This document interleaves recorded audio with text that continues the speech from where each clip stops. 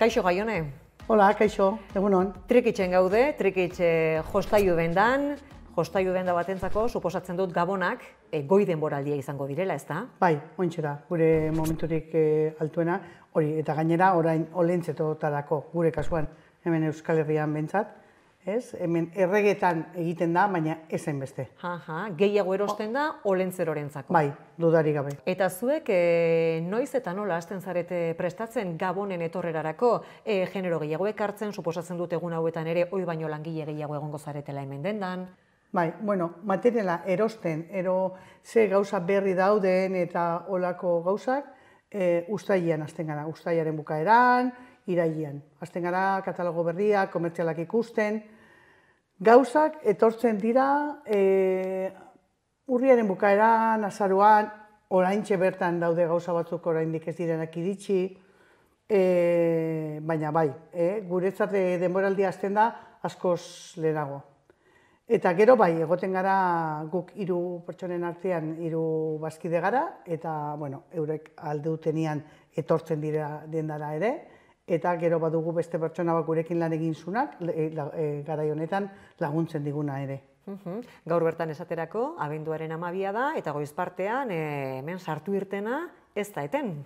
Bai, bueno, egia da askok aprobetxatzen dutela umeak eskolan daudela, etortzeko, oparien bila etortzeko, eramateko, hitz egiteko, ez? Zatik askotan etorri izan dira, pasatu izan dira umeekin, eta papera egiten dugu, olintzer hori eskatu, baina hor geratzen da. Eta gero etortzen dira ja erostera, edo finkatzera, edo... Eta noiz hasten gara, erosten gutxi gora bera? Hori pertsonen arabera. Badago, azarotik dabilena, begiratzen, jende asko begiratzen du, asko pentsatzen du, nori, zer nahi duen, zer dagoen berria, eta beste batzuk azkenengo egunean, azkenengo orduan. Gabonetarako egiten ditugun erosketen eta urtean zeharreko erosketen artean, ze ezberdintasun dago, esate baterako, jostailu berdinak erosten ditugu, ala beste mota bateko erosketak egiten dira? Orain Gabonetan erosten dira pieza importanteagoak, ez? Diru gehiagoak, izatea volumen gehiagokoak, ez? Baita ere, regalatzen dira asko etxeko maijokoak.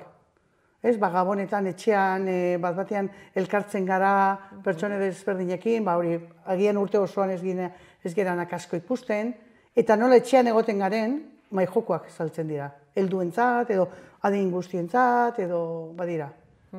Eta besterik, aurten esate baterako bereziki ondo saltzen dabilen zerbait, edo arrakasta izaten dabilen zerbait?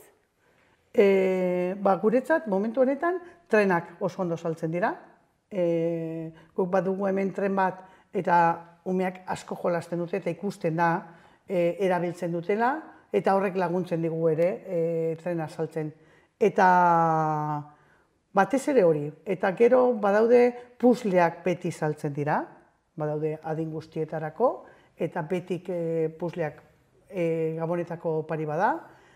Eta gero, badago jendeak bere nortasuna ematea nahi dionak, liburuak saltzen dira, opari bat eta liburu bat, ez? Barrurako gauzak asko. Hori da, negua da, eta... Kontuan hartzen da hori erosketak egiterako orduan. Eta prezioari? Gutxixiago begiratzen diogu? Errexago askatzen dugu patrika? Bai, esango nuke baiet, neurri batian, Gehiago egiten da Gabonetarako hortaz. Hori da. Suposatzen dut saltoki handien, online plataformen mehatxua beti egongo dela, baina behar bada orain Gabonak direla eta jendeak erakusten du sentsibilitate gehiago tokiko komertzioarekiko? Nahiko nuke esatea baietz. Baina ez dakit, gu oso eskertuta gaude gure bezeroei, etortzen dienei, baloratzen dutenak hemen materiala egotea, batzea, gu paketeak egiten ditugu, gorde egiten ditugu, etxera eraman behar badira etxera eramaten diegu, edo zerbitzu hori den hori ematea, badago jendeak eskertzen duena, eta guk ere oso eskertuta gaude. Eta horrek gainera, balio berezi hartuko du egun hauetan, ez da, kontuan izanik, Gabonetako magia hori dela, pixka bat, bertatik bertarako tratu hori, gordeko dugu, alako egunetan, unetan ekarriko diguzu. Hori da, bai. Jaione, eskerrik asko. Zuei, etortzeagatik eta nahi duzuene arte.